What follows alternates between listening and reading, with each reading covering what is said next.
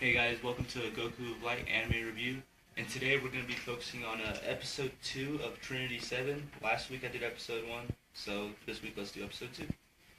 And so episode 2 is a pretty decent episode. It starts off basically with Rada, going to school. He's basically part of this school where he's living there now. They never really explain really where the school is located, it's a magical school. That's all you really get out of it.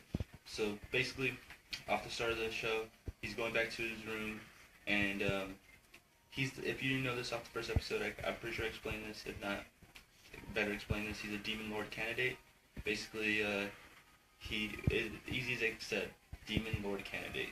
He's a candidate to be the Demon Lord, rule over the bad guys, quote unquote. They even say this in this show and kind of make fun of it a little bit.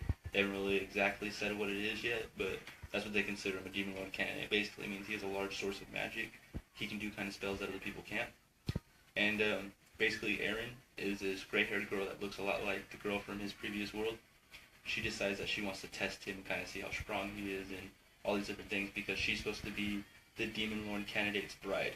And, obviously girls that are supposed to be with certain guys want to see how strong they are. So anyway, she puts a spell in his room.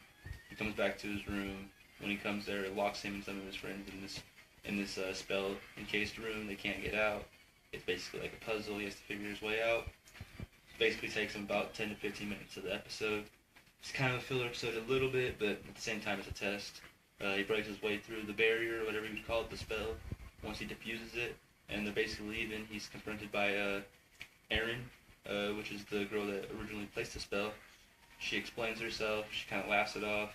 And then during the commotion of everything, she tells him basically that she wants to see his true power.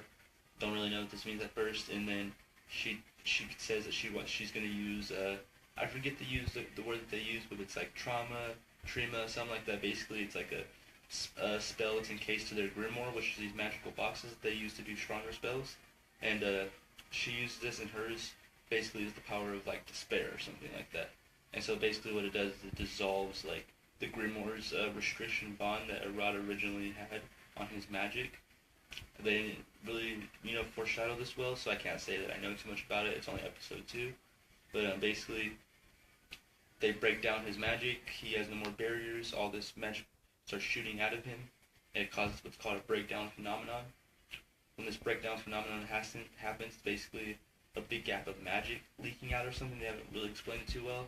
When the breakdown phenomenon starts happening, 2 of the other deadly sins basically show up to take care of it. That's their job. They're basically considered the top security of the school. It's ran by a girl named Mira, and her number 1 soldier, or attack dog you could say, is Akio. This other girl, and they're 2 of the deadly sins as well. And they explain the 7 deadly sins are 7 girls that basically have magical powers and hold the different keys and lessons that the Demon Lord candidate needs to learn to be capable of becoming the Demon Lord. And basically they explain that the reason that a lot of the magicians or mages, as you would call them at the school, are girls is because girls are more in tune with their emotions. And I guess in this show, magic is a lot more based on how adept you are with your emotions and how much you can feel everything around you, the environment and things like that. So that's kind of cool that they start foreshadowing that a little bit more, is why there's a lot more girls than guys in the show. But at the same time, the Demon Lord candidate is a guy, so maybe they'll explain that a little bit more as well. And fairly easy episode. I would say it's a 7 out of 10. Not amazing, but not bad. And so Arata basically has met 2 more of the deadly sins. At this point, episode 2, he's met, I believe, 5 of them. And, no, he's met 6 of them. 6 of the deadly sins total, including Selena. And so, so if you think I'm forgetting anything, be sure to comment below. Let me know. If you think I could do anything better in this video, comment and let me know. If you liked the video, if you think it was good, if it's getting better than last week's video, be sure to like the video, sub if you don't already sub. And if you think this video is worse than last week's video, be sure to dislike it and tell me that I can do better. And so thanks for checking it out. Trinity 7, if you don't already know, it's on Crunchyroll. Pretty good anime, only 12 episodes. This was episode 2 of the review. 10 more to go. Thank you for watching, guys.